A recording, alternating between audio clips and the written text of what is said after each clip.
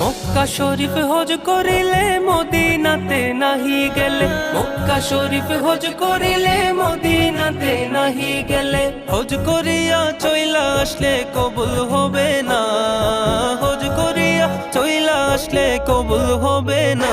আমার কিছুই ভালো লাগে না, মন হইয়াছে দিওয়ানা, মনে লয় উড়িয়া যাইতাম সোনার মদিনা।